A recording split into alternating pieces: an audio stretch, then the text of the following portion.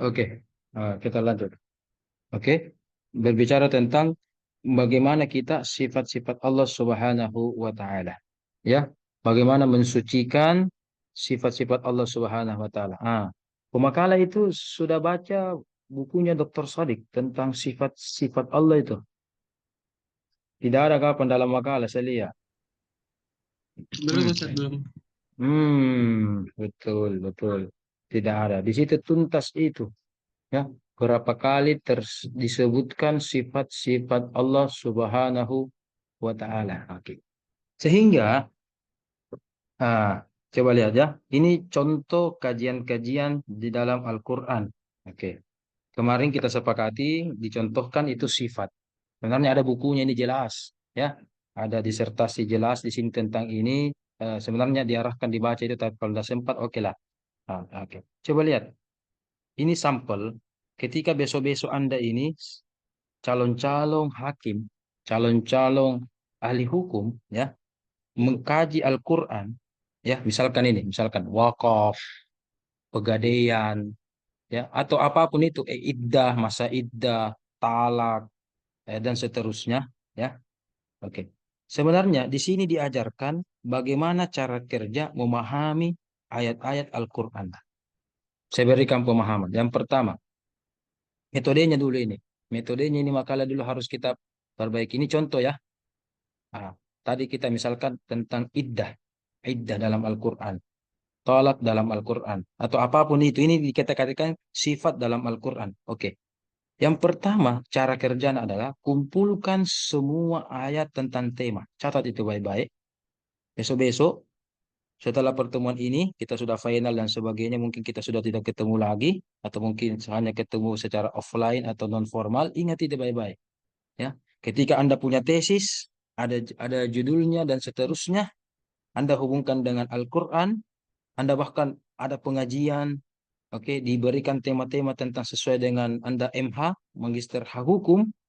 Yang pertama adalah ingat, untuk mencarinya adalah Anda harus menelusuri dari Al-Fatihah sampai An-Nas. Yang pertama, berapa kali ayat tersebut terulang dalam Al-Quran. Ya, iddah, ini juga sifat, apalagi tolak, ya, rujuk, dan seterusnya. Lihat baik-baik, berapa kali terulang dalam Al-Quran. Satu, ya. Yang kedua, setelah Anda kumpulkan ayat-ayat sifat atau ayat-ayat apapun yang Anda kaji, Anda butuh kategorisasi. Harus dikategorisasi sesuai dengan yang akan bahas. Namanya pembahasan itu ada tiga. Ontologi, aksiologi, dan epistemologi. Anda sudah kumpulkan ayat-ayat sifat, Anda kumpulkan ayat-ayat sifat, Anda kumpulkan tentang iddah, talak, nikah, dan sebagainya. Anda harus klasifikasi itu. Ini metode ini. Ya. Yang mana ayat tentang definisi iddah? Yang mana ayat tentang aksiologi iddah? Yang mana ayat tentang bentuk-bentuk epistemologi macam-macam iddah dan sebagainya? Oh, ternyata Anda akan dapat. Iddah itu apa? Macam-macam iddah. Ada cerai mati, cerai hidup. Ada cerai hidup itu yang normal, ya. Ada juga itu cerai hidup yang tidak normal. Ada itu iddah, masa iddahnya orang 1 hari. Bisa tidak ada masa iddah 1 hari? Kan secara umum itu kalau iddah salah satu kuru, 3 kuru. Ya, itu banyak pengertian salah satu kuru. Kalau KHI kan, sebagaimana Anda ketahui, itu 100 hari itu. Kalau KHI di Indonesia, kompilasi hukum Islam. Tetapi ada iddah yang akan 100 hari. 1 hari, Ji. Di mana, Rofik? Iddah apa itu? Bisa 1 hari. Ada tidak? Atau tidak ada? Di mana, Rofik? Ada tidak? Bisa Saya tidak belum tidak? tahu. Belum tahu. Wah, harus lu tahu ini. Ini jangan dulu bicara sifat ini. Sifat itu tentang kami di Usuluddin. Fakultas Usuluddin itu kalau tentang sifat-sifat Allah dan sebagainya. Belum lagi kemarin disertasi saya itu tentang tafsir tasawuf tentang sifat-sifat Allah itu. Banyak mengkaji tentang hal tersebut. Tunggu dulu. Kalau saya bicara ini pasti melangit sekali. Sifat Allah ini.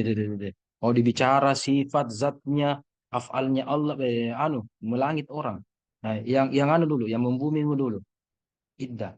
Hmm. Ada yang tahu? Ada yang tahu? Bi- Bisa atau tidak? Masa iddah seorang wanita bisa 1 hari? Bisa atau tidak? Hah? Siapa yang jawab itu? Ini Ustaz. Rusding. Rusding ini bagus ini. Saya tunggu memang. Eh, Bagus. eh, Bisa atau Kalau tidak, tidak? kalau tidak salah ingat Kalau itu tidak Ustaz, salah berarti benar. Bagus itu. Kalau tidak salah berarti benar. Bagus. menikah kemudian ditalak sebelum dukhul Ustaz. Menikah sebelum dukhul. Oh, Talak niatnya talaknya 1 hari. Betul 1 hari. Atau tidak ada talaknya. Tidak ada iddahnya kalau begitu. Hmm. Nah, oh, iya. Oke. Itu lain lagi. Bisa juga gitu. Tapi memang di bawah salah takuru itu. Nah, yang saya maksud itu adalah wanita hamil. Wanita hamil iddahnya bisa 9 bulan, 7 bulan, 1 bulan, atau 1 hari. Bukan berkaitan dengan waktu. Iddahnya itu berkaitan dengan keadaan. Kalau melahirkan nih, ditalak besok melahirkan, ditalak sebentar malam melahirkan nih, iddahnya sudah jatuh. Kalau dia ditalak dalam keadaan hamil, ternyata bunting, 9 bulan kemudian baru bisa jatuh iddahnya. Berarti bisa 9 bulan. Ya kan? Bisa 9 bulan, 8 bulan, bisa juga cuma 1 hari. Dan sebagainya. Ini saya katakan, dikumpulkan ayat-ayat itu semua yang dikatakan Ustaz Rusmin ini tadi yang baru-baru sudah semua. Itu ayat apalagi penjelasan hadisnya banyak sekali. Ya. Nah, dikumpulkan itu, dari cara kerjanya pada mengumpulkan ayat, kemudian mengkategorisasikan sesuai dengan teori filsafat ilmu, onto, aksio, dan epistemologi. Yang ketiga, mengurut ayat-ayat sesuai dengan Makkiyah dan Madaniyah. Nah, Anda kan sudah pelajari kemarin Makkiyah Madaniyah. Saya minta nanti dalam tesis proposal Anda nanti jangan lupakan cara kerja tafsir ini. Karena tidak sedikit mahasiswa memang bukan jurusan tafsir hadis seperti Anda semua jurusan hukum, pemikiran, pendidikan, mohon maaf. Bahkan di kesehatan ketika kami menguji, nah lupa itu pelajarannya waktu semester 1. Kalau S1 kan skripsi semester 7. Nah lupa mi semester 1. 6 semester yang lalu, nah lupa mi. Anda ini semester 2 ke depan bisa mi juga ujian proposal. Yang ki lupa pelajaran yang ini semester 1. Studi hadis, studi Al-Quran. Asbabun nuzulnya juga bagaimana. Oke, tafsirannya bagaimana. Itu tadi juga Makkiyah Madaniyahnya bagaimana. Lihat cara kerjanya itu tafsir. Nah, kalau ada kisah, termasuk kisah ini, ayat yang saya kisah, termasuk kisah, atau ada aksam, termasuk sumpah ini yang saya akan bahas. Oke, jelaskan, buka lagi makalah-makalah Anda tentang bagaimana itu kisah-kisah. Apa intinya itu? Kosam, sumpah, apa itu maksudnya itu? Ya, dan seterusnya, dan seterusnya. Ya, lihat itu cara kerjanya, jangan lupakan kasar. Ya, supaya tesis Anda juga betul-betul integrasi. Saya berikan informasi. Minimal ada 2 ciri khas kampus kita. Yang pertama namanya kajian sumber. Sumber apa? Namanya Islam. Sumbernya itu 2 secara umum. Al-Quran dan hadis. Apa artinya? Anda jurusan syariah, bahkan jurusan kesehatan, biologi, perawatan, dan seterusnya, ya kimia atau apa. Namanya kajian sumber. Mulai dari skripsi, tesis, sampai disertasi Anda di UIN, harus ada ayat dan hadisnya sebagai sumber Islam, ya. Nah, apalagi Anda jurusan hukum, pasti banyak sekali ayatnya itu, banyak sekali hadisnya. Satu. Yang kedua, integrasi. Ciri khasnya di UIN itu, oke, bisa lolos kemarin dari IAIN ke UIN, itu alasan utama pusat menerima kita di Makassar dari IAIN ke UIN itu adalah integrasi keilmuan. Kita akan buka kedokteran, kasih integrasi dengan ayat dengan hadis. Kemarin juga kita mau buka ekonomi bisnis Islam, ekonomi Islam, ekonomi, oke, akuntansi, perbankan, ini jurusan-jurusan umum, ya kan? Fakultas ekonomi bisnis sebagai fakultas termuda di UIN, kenapa mau buka itu? Kita akan integrasikan. Banyak nih fakultas ekonomi, banyak nih fakultas ini. Apa nunya? Ciri khas tahun integrasi. Integrasi langsung melihat ke ayat dan hadisnya. Hadis ya. Hmm. Anda juga nanti sebelum nanti berkotak-kotik bagaimana pendapat Syafi'i, pendapat-pendapat mazhab, ya kan, dan seterusnya, ingat dulu apa ayat-ayatnya Anda. Adapun nanti penafsiran, pemahaman, oke, skip. Oke, kita lihat. Ada daftar pertanyaan, moderator? Coba ada daftar pertanyaan, mari kita lihat. Bagaimana ruang lingkup pertanyaan ini? Oke, selanjutnya sambil menunggu ada pertanyaan satu dua, coba tampilkan tadi pertanyaan. Tadi saya selalu keluar masuk. Ada yang sempat saya dengar dan mungkin banyak yang tidak saya dengar. Siapa tahu bisa ditulis di sini daftar pertanyaan atau minimal sampel baru kita akan jelaskan sedikit. Sambil menunggu itu, sambil menunggu itu, coba kita lihat. Berikutnya, setelah Anda kumpulkan apa dan sebagainya, gunakan pendekatan yang paling cocok dengan tema Anda. Sifat. Sifat Allah, Anda dekati dengan apa, Rafiq? Pendekatan hukum kira-kira. Kalau kita bicara tentang sifat-sifat Allah. Bisa tidak kita pendekatan hukum, Rafiq? Hmm. Bisa. Bisa, Rafiq. Kalau kita mendekat dengan pendekatan hukum. Susah.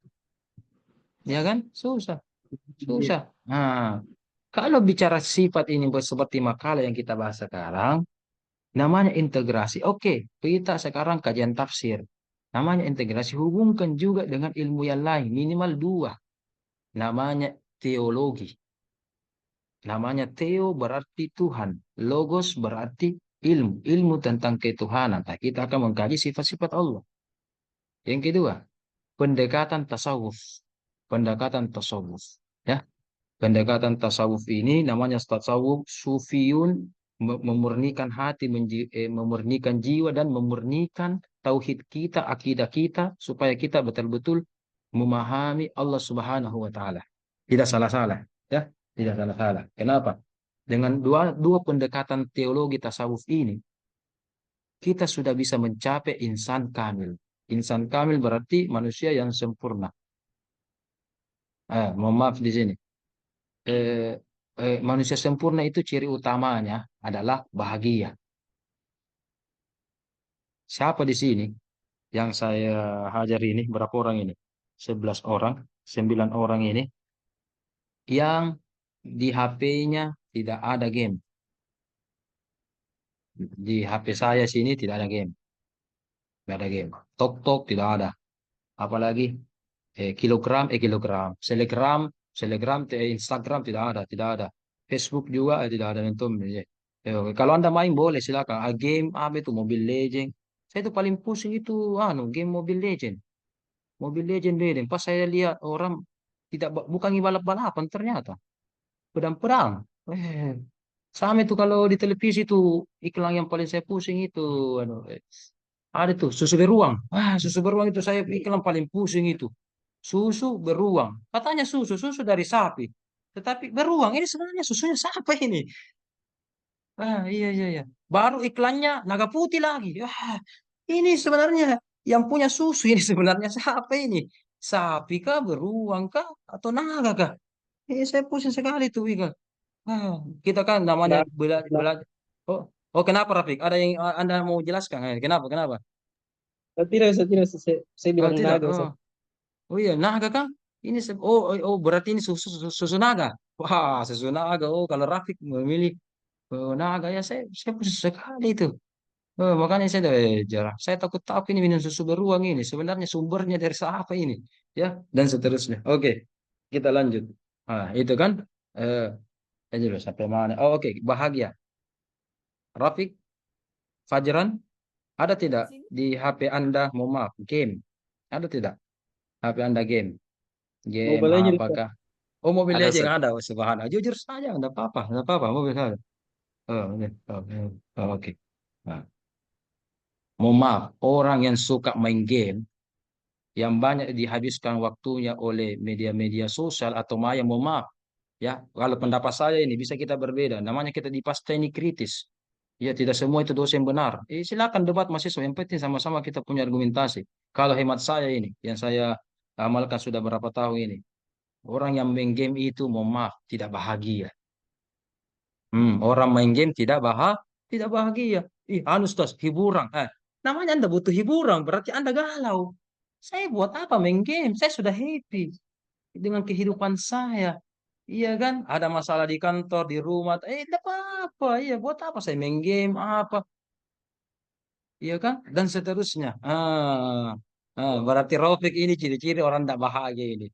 Suka main game. Oh, hiburan Ustaz. Suka nonton YouTube, drakor. Anu Ustaz untuk meluangkan waktu. Subhanallah. Saya itu 24 jam itu subhanallah. Kalau mau ditambah satu hari 40 jam, saya bahagia sekali. Tapi cuma satu hari itu 24 jam dia dan sebagainya. Itu. Nah, maka pendekatan sifat itu, makalah ini baru bagus kalau Anda mengambil dua pendekatan. Selain tafsir ayat-ayatnya, tambah hadis-hadisnya, ambil itu pendekatan teologi, ilmu ketuhanan, dan tasawuf sebagai alat untuk mengelola kolbu atau spiritual atau batin supaya bisa memahami Allah Subhanahu wa taala. Insan kamil tadi ciri-cirinya apa? Bahagia, dia bisa pahami sifat-sifat Allah. Orang-orang yang memiliki dan memahami sifat Allah yang baik ini Rafiq ya dan semua ya. Mustahil dia mengeluh. Mustahil dia mengeluh sama Allah. Ya kan? Dia mengeluh bahwa, kenapa saya begini, kenapa? Itu mustahil.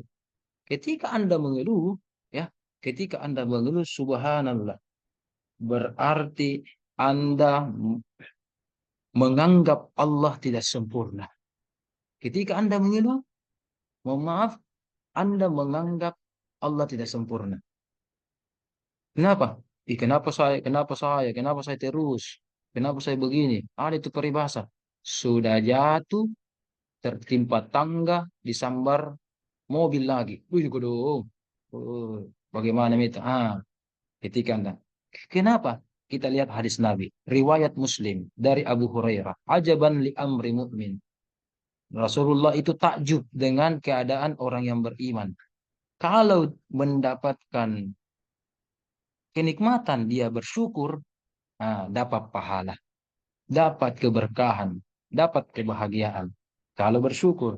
Tapi kalau dapat musibah, dia juga sabar, tetap juga dikasih keberkahan dan pahala oleh Allah. Maka Rasulullah takjub, ajaban, takjub. Wah, betul-betul ini orang beriman ini. Dapat musibah, sabar. Dapat pahala, dapat ibadah, dapat rahmat Allah. Sabar ki, dapat pahala, bersyukur ki lebih-lebih, dapat pahala, subhanallah. Itu sifat sempurna Allah.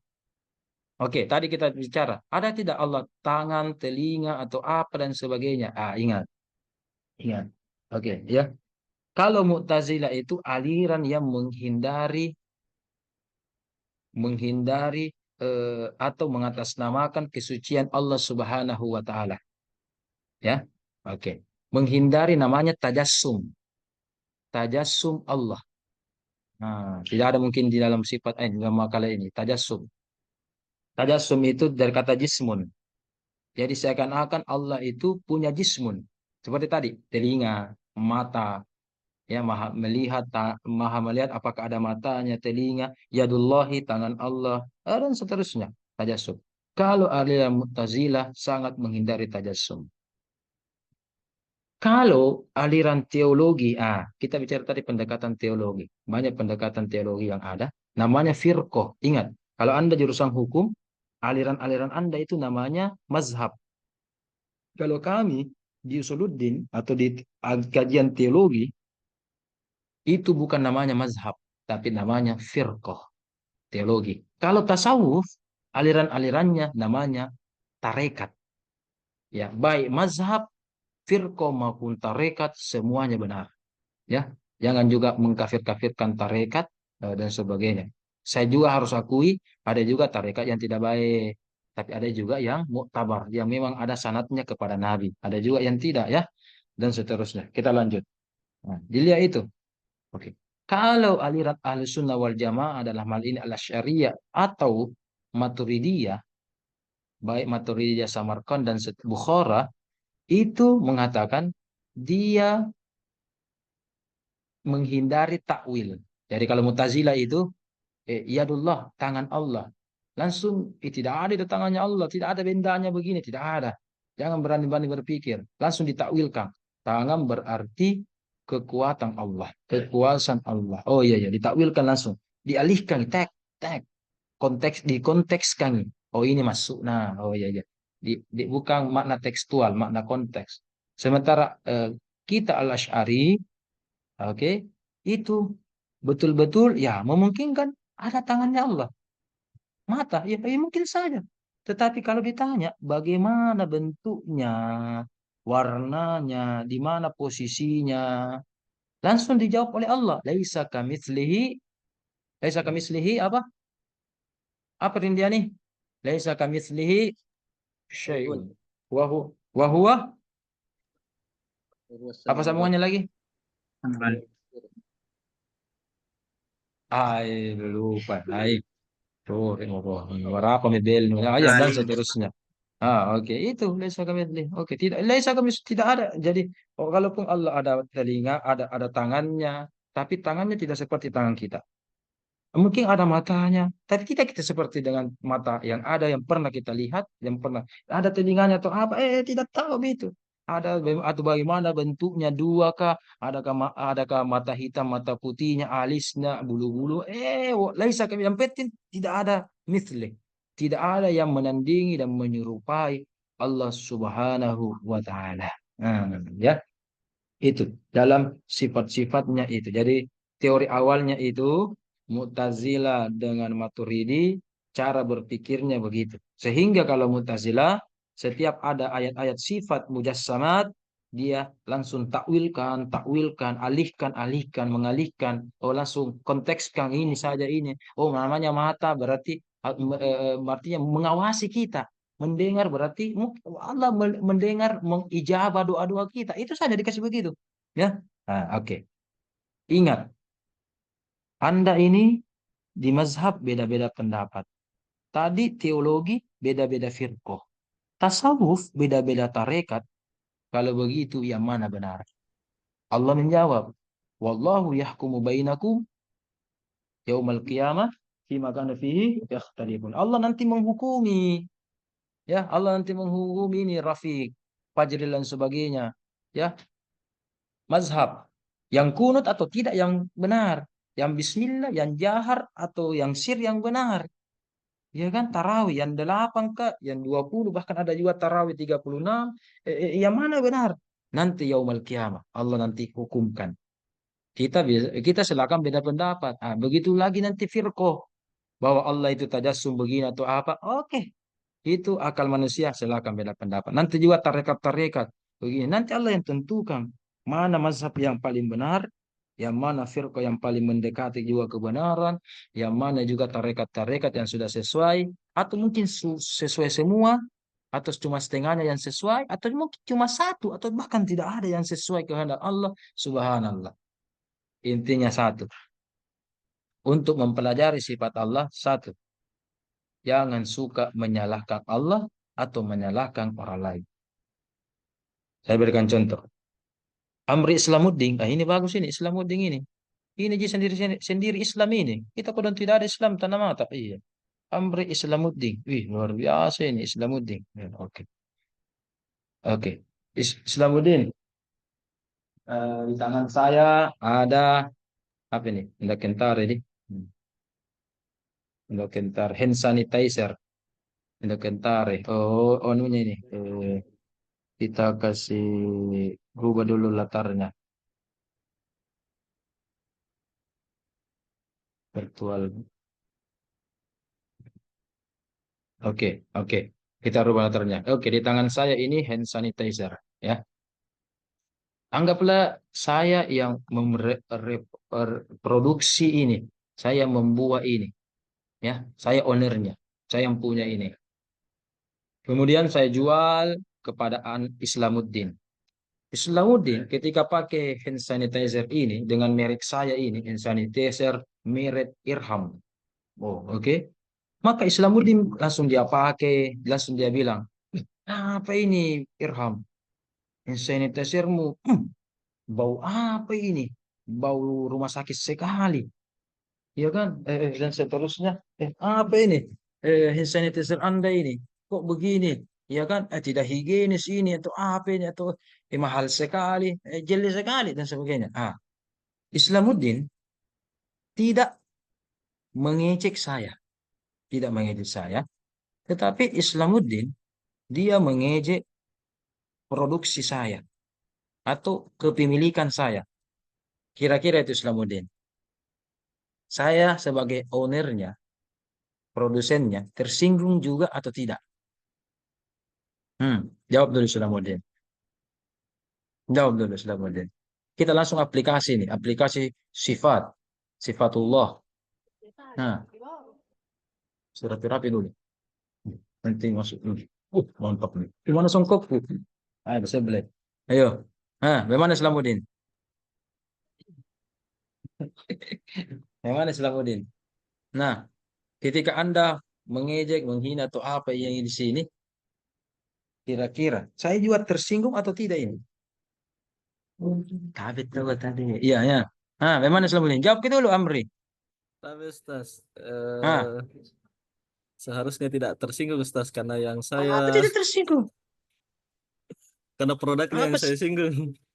Seharusnya tidak tersinggung, tetapi ya manusiawi kita pasti tersinggung, ya kan? Oke, oke.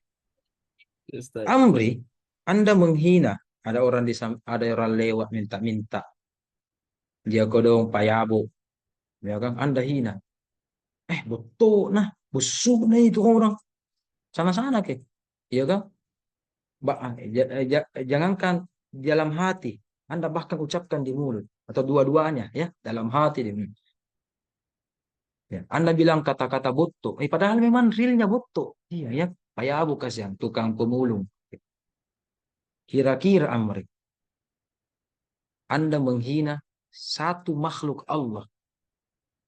Allah sebagai penciptanya, bagaimana? Amri. Nu bilangi. Padahal belum ini fitnah ya. Kalau fitnah kan tidak nyata. Ini gibah atau bully. Ya kan? Ya, oke. Bagaimana Amri? Kira-kira Allah itu yang menciptakan seorang payabo. Kira-kira Allah itu bagaimana kira-kira? Nu bilangnya nuku. Saya yang ciptakan itu. Mana mau busuk. Jangankan busuk. Ya kan, tai, god atau apa, ya kan, jin, iblis, siapa yang ciptakan itu? Siapa? Harum, busuk, apalagi baik atau buruk, siapa yang ciptakan itu? Kemudian banyak anu nu. Kira-kira Amri, Allah tersinggung, marah atau bagaimana menurut Anda Amri? Hmm, Islam, kata saya yang Islam di sini, ya kita dong. Kalau Bagaimana yang Islam untuk Uding? kalau untuk yang penciptaan manusia itu Ustaz, eh, Allah alam Allah tersinggung Ustaz. Jawabannya ya kita pakai akal sehat, belum pakai pendekatan kolbu dan pendekatan lainnya. Iya pasti tersinggung. Wajar Nabi pernah bersabda, la tasubud dahar. Jangan pernah singgung-singgung itu, hina-hina itu, protes, mengeluh tentang waktu atau iklim. Bagaimana kita orang Indonesia? Kemarin tidak hujan. Panasnya. Sekarang hujan, tidak kering lagi jemuran. Iya, iya kan? Apa maunya manusia ini? Tidak hujan lah, bilang panas nah, protes. Hujan nih, hujan apa dan sebagainya. Bagaimana itu? Apa kata Nabi? Jangan hina waktu, jangan hina cuaca. Wa anad dahar kata Allah. Hadis hadis qudsi namanya ini. Aku adalah waktu, aku adalah pencipta waktu. Berarti nuhina waktu, nuhina tonga. Ya, Kalau nuhina menyalahkan angin, menyerahkan bagaimana? Bagaimana? menyalahkan Bagus nih, saya angin, suka. Ustaz. Apa menyalahkan angin? Kenapa aku ke angin? Oh, busuk kentut nah. Gitu. Apa maksudnya itu? Perjelas dulu ini. Apa menyalahkan angin? Kau kayak avatar saja. Angin, api, air. Nah, apa Polusi, maksudnya Ustaz. itu? Polusi, polusi, Ustaz. Polusi. Ya, jadi menyalahkan angin. Ya. Manusia. Manusia sebabnya kan? Manusia sebabnya. Tapi ya, kita hanya berbicara sebab, jangan bicara siapa yang mau disalahkan. Kita semua salah. Cuma Allah yang tidak pernah salah. Perempuan juga suka salah di atau laki-laki yang suka salah. Ya, iya. Perempuan. Saya juga Bukan, Ustaz. dosa. Kalau saya juga dosa itu kalau bilang perempuan suka salah, mamaku perempuan masalah. Saya juga dosa kalau laki-laki dibilangi suka salah. Bapakku juga, nenek kakekku juga laki-laki juga. Artinya perempuan laki-laki, nenek-nenek, mama-mama atau apa, salah. Allah yang sempurna, kesempurnaan Allah. Itu sifat Allah yang paling utama, kesempurnaan. Ketika Ustaz, pola-pola, ada yang mau bertanya? Nah, lewat bagaimana jam 3 sedikit ini. Ustaz, Oh, ada yang bertanya. sedikit Oh ya, maksud. silakan. Bagaimana kalau ini Ustaz, apa kayak menghina ke orang orang jahat, kayak ada orang sifatnya kayak Firaun, kita jelek-jelekan, itu dosa juga Ustaz. Ya, ya, ya, ya. Tak usah mi diucapkan. Ya, tak usah mi diucapkan. Kalaupun mau diucapkan, ingat perkataan Imam Nawawi. Ada 10 menyebutkan negatifnya seseorang, itu tidak dosa. Dan itu tidak menyinggung Allah. Yang pertama, kata Imam Nawawi sebagai ahli hadis, adalah takhrij hadis. Nah, Anda belajar nanti studi hadis, ya. Kan ditakhrij gini, ini hadis sohih, hadis doif. Kenapa? Ada rawinya yang tukang bohong. Ada rawinya ini yang tukang tipu, suka apa dan sebagainya. Itu kan takhrij, ilmu takhrij hadis, meneliti hadis. Kata Imam Nawawi, itu juga boleh. Atau begini misalkan ini, misalkan begini. Fajral mau menikah dengan sepupunya Fajril, ya kan? Fajral mau menikah sepupunya Fajril. Ini keluarganya Fajril bertanya, temanku di itu Fajran Sidik. Fajril mengatakan, teman nggak? Nah, tanya lah calon anunya tahu. Bagaimana orangnya itu di kelas apa dan sebagainya. Kalau bilang jelek jelek lagi. Jangan dia tutupi karena masalah masalah pernikahan ini. Oh, orangnya playboy, orangnya Pak Bote. Oh, makalah kalasi. Oh, begitu. Tapi jangan kau juga tambah-tambahi. Fitnahku itu yang kau juga bumbu-bumbui. Jangan juga. Ucapkan sesuai dengan kadarnya yang pas. Nah, karena masalah pernikahan ini, jangan kau bohong. Ada mistrina itu, baru nutupi. Ada mianuna, pelakor itu do. Misalkan ya, baru nutupi. Harus katakan yang sebenarnya. Sesuai dengan proporsionalnya. Nah, ada 10 itu. Ya, pelajari sendiri tuh, Nawawi. Ya, itu sekadar diucapkan. Dan tetap ingat, masalah sifat, namanya sifat, penjernihan hati, hatimu itu yang main. Hatimu aneh. Karena di dalam ilmu teologi atau ilmu tasawuf, terkadang ini mohon maaf, mulut mengatakan sesuatu yang tidak baik, tetapi selama hati masih baik, itu masih bisa ditolerir. Tapi yang paling bagus kalau mulut dengan hati yang baik. Kalau mau dipilih satu ini Pak Jerang, hati saja yang baik. Apa belajarnya? La yu'akhidukumullahu billagwi. Lihat surah Al-Baqarah. Juz kedua. Coba lihat di situ. Di akhir juz kedua situ Allah berfirman, ini kisahnya ini tentang Ammar bin Yasir. Ammar bin Yasir itu adalah sahabat yang masih hidup tetapi diberitakan masuk surga oleh Allah. Ada 10 itu sahabat. Di antaranya nih Ammar bin Yasir. Ammar bin Yasir, jangan bicara tentang akidah, ibadah Ammar bin Yasir. Coba bayangkan, Nabi di antara ratusan sahabat, 10 yang dijamin masuk surga. Masih hidup, dijamin masuk surga. Termasuk apa ini? Ammar. Ammar itu pernah begini. Karena dia adalah seorang budak dan mamanya juga meninggal karena disiksa oleh majikannya beragama Islam, majikannya yang Kristen dan seterusnya namanya Sumayyah. Itu, subhanallah. Ammar keceplosan karena dia takut dibunuh atau apa dan sebagainya. Pada mulanya dia mengatakan tidak. Asyhadu an la ilaha illallah Muhammadar Rasulullah. Oh tidak, berapa hari disisa-sisa-sisa. Walhasil mau ku mati seperti mamamu. Keceplosan nih Ammar.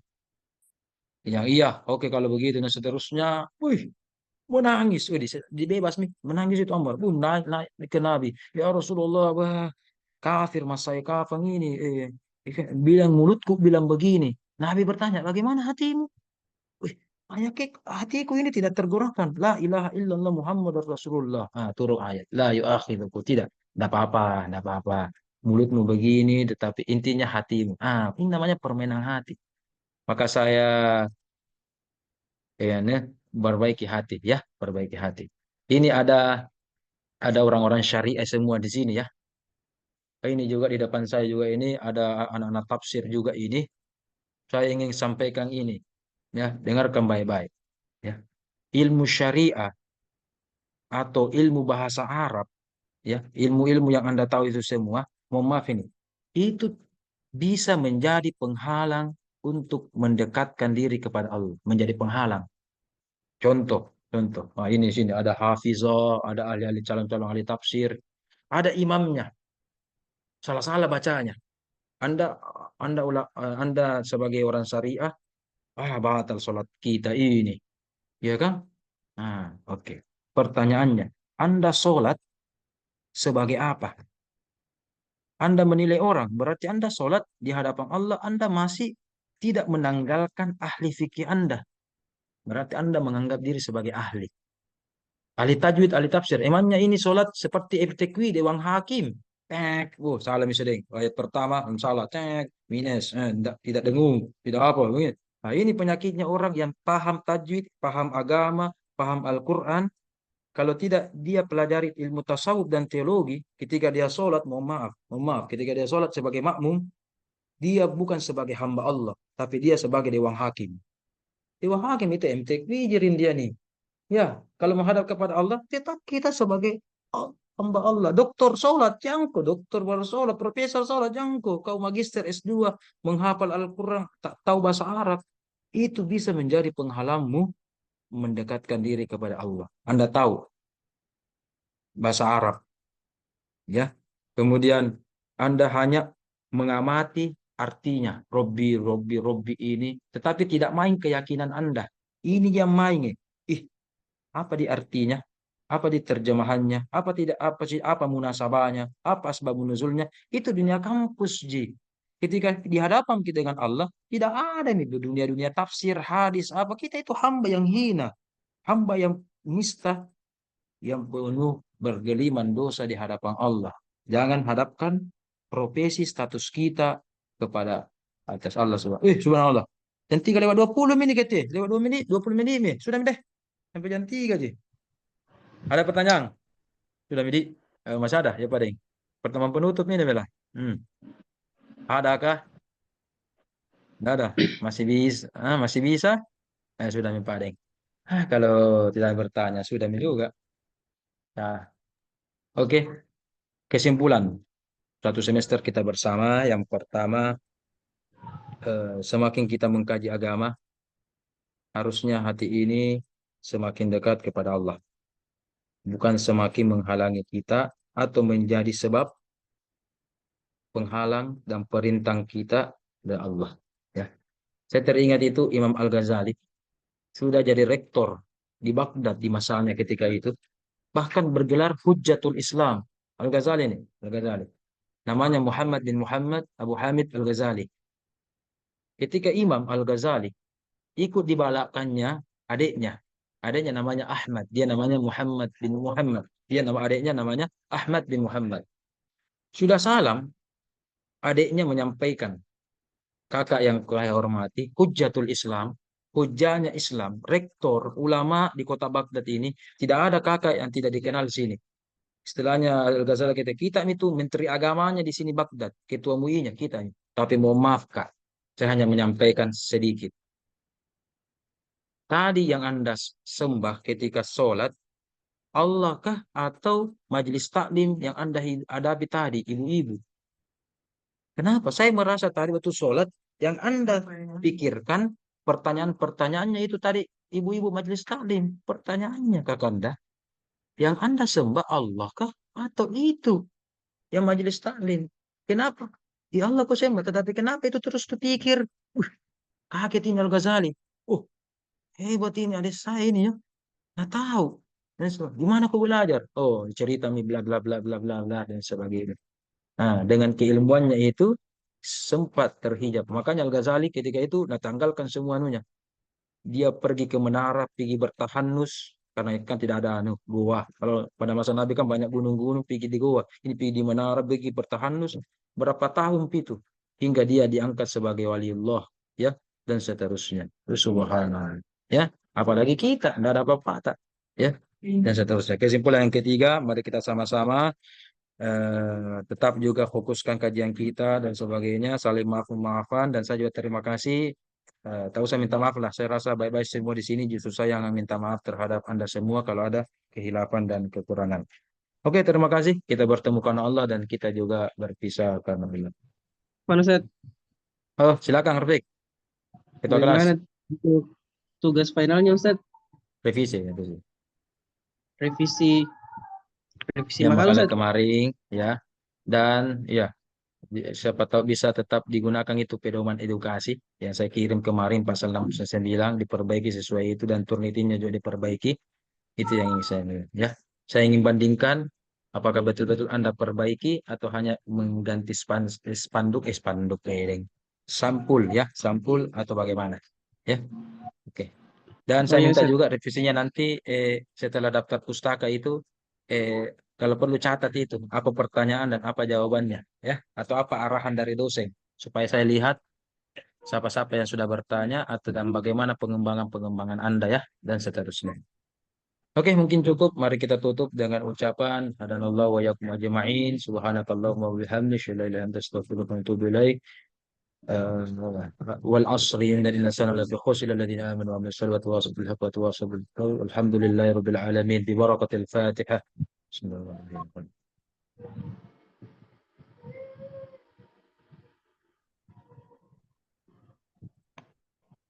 Oke, terima kasih. Kita bertemu karena Allah dan kita juga berpisah karena Allah. Assalamualaikum warahmatullahi wabarakatuh. Waalaikumsalam. Waalaikumsalam. Waalaikumsalam warahmatullahi wabarakatuh. Ustaz. Tetap. Syukran Ustaz. Sama-sama, sama-sama. Ya, sama-sama. Selamat.